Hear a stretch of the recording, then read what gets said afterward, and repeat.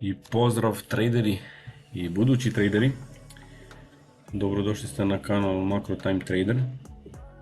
Evo nas u drugom oficijalnom klipu, videu na našem jeziku. I odlučio sam da razmatramo jednu jako bitnu temu, pošto vidim da na našim prostorima, ne želim da to zvuči glupo ili da se neko osjeća, ne znam, prozvanim ili uvređenim, ali dosta se na našim prostorima ne poznaje korišćenje leverage-a sa futuresima. Također znam da dosta njih koriste to, a da ne znaju u stvari pravilno da se to, šta to u stvari znači i kako se to u stvari koristi.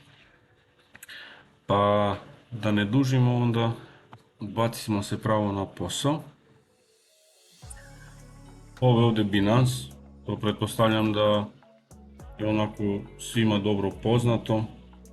Interfejs, a i sličan je i KuCoinu i Mexu i tako svim tim menjačicama, uglavnom imaju taj sličan interfejs.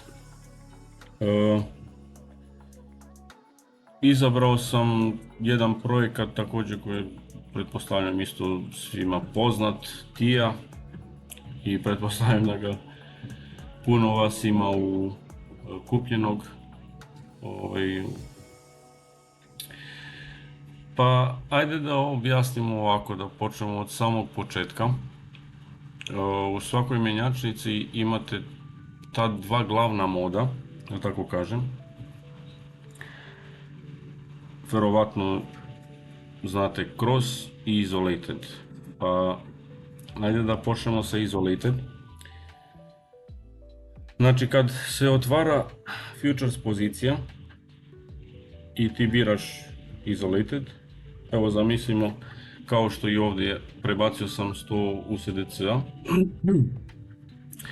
i sad recimo ja hoću da za poziciju na primjer koristim samo $20, znači ne više ili $10, nije bitno. Znači ovdje određujemo mi sami koliko hoćemo da u stvari za tu poziciju, za jedan trade rizikujemo. Okay? Ako izgubim trade, to je to, izgubili smo $20, naš kapital celokupni je zaštićen koji je ovdje, što je jako bitno. A cross mod, to je znači da deo, to je tvoj balans može biti iskorišten da spasi poziciju. Ako tvoj trade recimo krene protiv tebe i budeš u minusu, sistem automatski, to je menjačnica, može uzeti i preostalih $80 da te ne likvidira odmah. Znači ceo kapital odavde se koristi se po znacima navoda da spasi tvoju poziciju, ili čak također ako imamo više otvorenih pozicija u prosu, recimo TIA može biti u plusu, a druga pozicija može biti u minusu, onda se koristi celokupni balans da ne bi bio likvidiran. Kad dolazi do likvidacije celokupnog kapitala, onda kad znači sve pozicije idu praktično u minus, dok ne stignu do nule da ti likvidiraju ceo kapital. Ono što je bitno i što preporučujem svima, pogotovo koji nisu toliko iskusni u tome i koji ne poznavaju toliko dobro materiju, da koristi isolated. Cross se koristi više onako profi, da kažem, kad stvarno imaš dobro izračunate pozicije i dobar money management, da stvarno znaš ono što radiš. I pomenuo bih još jedan mod koji je možda nekom bitno, nekom nije, da zove se hedge mod.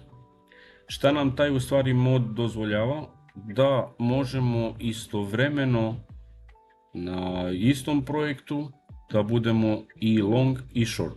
Long, verovatno pretpostavljam da svi znate šta je, kad se pozicija otvori, očekujemo da će cena otići na gore, a short očekujemo da će cena otići na dole. Mi možemo istovremeno da budemo u obe pozicije, što ja to često koristim, pogotovo kad tradujem Bitcoin. Ako ste gledali moj weekly outlook, tamo isto predstavljam nekad moje ideje ili prikazujem moje pozicije, također što sam imao recimo long otvoren od 90.000, a short sam shortovao Bitcoin od 107, ja mislim, tako nešto. Mislim da je tako nešto bilo. U suštini, ono što je bitno da se ne bismo odužili, ajde malo sad na praktični deo da prođemo, da stvarno razjasnimo šta je u stvari taj leverage i kako se on stvarno pravilno koristi. Jer ako se ne koristi pravilno, onda to je stvarno zaista veliki problem i uvijek ćemo gubiti pare. Jer puno njih kažu, i vidio sam isto kad dele pozicije po 125 puta znači leverage, maksimum više ne može. I misle ljudi da kao, sad ću da otvorim poziciju, odmah ga roknem ja sad na 125 i odmah kad to pukne na gore ja ću da se obogatim i odmah ću da kupim Lamborghini. U stvari, to nije tako. To je stvarno velika greška kako se taj leverage razume i koristi. Šta je u stvari leverage i zašto nam ove menjačnice, to jest brokeri, jer su oni automatski brokeri, zašto nam to nude u stvari? To je leverage može eto onako jednostavno da bude kao zajam. Ja? Zajam u stvari kad treba mi da koristimo leverage, kad hoćemo da otvorimo poziciju, ali nemamo dovoljno moći da kupimo tu poziciju. Da bismo, naravno, otvorili trade poziciju. Sad šta je bitno? Recimo, evo ovdje daću vam jedan onako praktičan primjer. Pretpostavimo da mi sad mislimo da će TIA otići gore na $3,5, ok? Sve je super. Mi smo na one day time frame i sad hoćemo da za ovu poziciju, hoću da rizikujem za ovu poziciju eto $1 da bih zaradio $5. Znači, ako cena ode u moj stop loss, izgubit ću $1 i to je to. Moram, znači, uvijek rizik postoji naravno, ali također postoji mogućnost da ću zaraditi $5. Sad šta je bitno, ovo isto pretpostavljam da većina vas poznaje. Ono što je isto bitno, kako ovo možete da namestite po vama, na primjer, ja sam evo kao što sam specijalno sad za video prebacio 100 USDC-a u akauntu, onda možete i vi ove pozicije također da editujete i da namještate tako što na account size napišeš koliko ja imam ukupnog kapitala, dobro 100, ok, lot size nek bude uvijek na 1, risk koliko znači vi želite od ukupnog kapitala da rizikujete za određenu poziciju, to jest u ovom slučaju ovu poziciju, 1%. Ok, znači pišeš 1%, ovdje imaš procente, a imaš i ukupno para koliko želiš. Ok, dobro, i mi vidimo ovdje također isto amount, ako izgubimo poziciju imat ću 99, moj kapital ako mi pozicija prođe imat ću 105. Ok, sve je super i bajno do sada. Sad, meni kao što vidite ovdje leverage trenutno na catch. Znači, ne koristim uopšte leverage, dobro, na time frame jedan dan. Šta mi ovdje vidimo? Da bih ja sad otvorio ovu poziciju, ovako kako jeste, kao što sam objasnio, ovo je jako bitan podatak, ljudi, koji dosta generalno 90% ljudi ne razmišljaju i uopšte nisu svesni. Zato dolazi do pogreške tog korištenja, tog leverage-a. I viđam ljude kako stavljaju po 100 puta, po 120 puta, maksimalno, znači koliko ti menjačnica daje, to jest broker, on ga rokne u maksimum. Znači ja da otvorim sad ovu poziciju i da rizikujem $1 da bih zaradio 5, meni treba 2,481 coin, to jest tija, trenutno. Eto, za ovaj primjer sam to izabrao, ovaj projekat. Dobro, ovdje kao informaciju šta imam? Ono što je bitno, kao što sam rekao, na 1 smo leverage, sa ovim kapitalom trenutno koji imamo od 100 USDC-a, okay, mi imamo moć kupovine 69 tokena, znači ukupnog. Okay. Nama treba za ovu poziciju 2,481. Jel nama treba ovdje leverage? Pa ne treba nam. Zašto bismo koristili kad mi imamo tu kupovnu moć? Ne treba nam uopšte da iznajmimo, to jest da pozajmimo od Binansa dodatno pare da bismo kupili ovu poziciju. Upravo zbog toga dolazi do greške. Što ljudi greše, što oni odmah idu ovdje, aha, čekaj, stavit ću ovdje na 10 jer ću onda 10 puta više da zaradim i brže ću da zaradim. Ne, leverage znači ne služi za to, nego služi nam da ga koristimo kad nam je zaista potreban. Ovo je bio recimo sad primjer na 1 dan, ali ako se neko bavi day tradingom ili radi to dnevno, hoće da otvara po malo pozicije, da zaradi za cigare, za kafu ili šta god. Evo ja ću sad prebaciti na 1 minut. Ovako. I odavde sad imamo, ok, imamo ovdje jedan trendline, što ovako vi generalno volite, sa crticama i support i resistance, što ja ne verujem u to i to ne postoji, ali o tome ćemo isto pričati na ovom kanalu. Evo odavde ću otvoriti, isto želim jedan short da otvorim, long, izvinjavam se, ovdje da mi bude stop loss i ovdje da mi bude ovako, znači praktično je to risk reward 2:1. Želim da rizikujem $1 da bih zaradio $2. Nisu uopšte bitne, u suštini ovdje nisu bitne brojke, nego je bitno ideja da zaista shvatite suštinu leverage. Šta primećujemo mi sad? Quantity 84. Ok?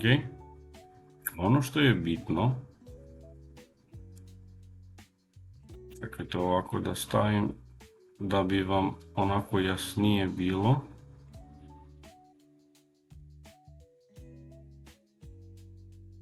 Evo ovako, rizikovat ćemo ovako 1 euro da bismo zaradili 3,5. Više će da zaradimo taman za kafu. Sad šta je bitno, pogledajte quantity ovdje kako je porasao.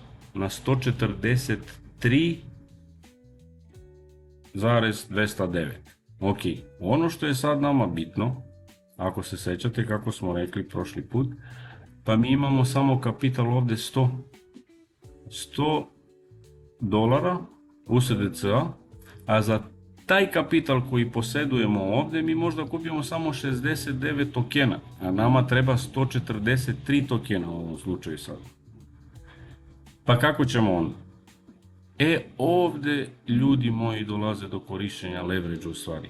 Ovo je jako bitno da se shvati kad se koristi leverage i zašto. Ne zato što ja mislim da ako otvorim poziciju i sad ga roknem, ne znam, na maksimum, na 50 dozvoljava za tiju, dozvoljeno je, onda gotovo otvaram na 50 i to je to i sad će to da mi pukne i ću da zaradim 50 puta više. Ne, to uopšte apsolutno nije tačno, ljudi. To je skroz pogrešno. I stvarno uzmite ovo za ozbiljno, jer ćete ovako samo da izgubite pare. Znači u ovom slučaju, da bismo mogli da otvorimo ovu poziciju sa ovim kapitalom koji imamo, a da ne koristimo ceo kapital da bismo zaštitili, nego da samo hoću $1 da potrošim za ovu poziciju, da bih zaradio 3,5, šta radim? Otvorim leverage. Znači, meni automatski treba da dupliram na puta 2. Znači, treba će malo više. Sad ga nisam lepo, ali nije bitno. Ja se stvarno nadam da vi sad razumete suštinu. Ono što je bitno, sad ja imam moć kupovine 207 tija ukupno, a meni treba 143. I onda ja idem ovde koliko u stvari da kupim, namestim tačno za poziciju, znači 143 komada, jer meni je dozvoljeno sad da ceo kapital da kupim 207 tija, a meni je potrebno za moju poziciju samo 140. Eto, nadam se da sad stvarno shvatate suštinu leverage-a, u stvari kako se on koristi i zašto on služi. Ako ga ne budete ovako koristili i shvatili da je ovo pravi način, pravi menadžment pozicije i računanja pozicije, verujte mi, samo ćete izgubiti pare. Proći će to možda 1, 2 put, 3 put, 5 put, ali na kraju ćete opet izgubiti sve. Nemojte se igrati sa parama i nemojte se igrati sa onim što ne poznajete dovoljno. Nadam se da će ovo stvarno da vam bude korisno i da shvatite ozbiljnost i težinu ovoga. Biće još raznih tema na ovom kanalu, eto, podržite ko želi i kome se ovo čini da je korisno. Komentarišite slobodno vaša mišljenja i ideje isto za sledeći ovu temu, da možemo još neku drugu temu da snimamo. Eto, nadam se da sam sad pojasnio bar koliko toliko. Ako vam stvarno nešto nije bilo jasno, ja se potrudim maksimalno eto da budem onako eksplicitan. Pišite u komentaru pa ću rado da odgovorim svima. Pozdrav svima i vidimo se u sledećem videu.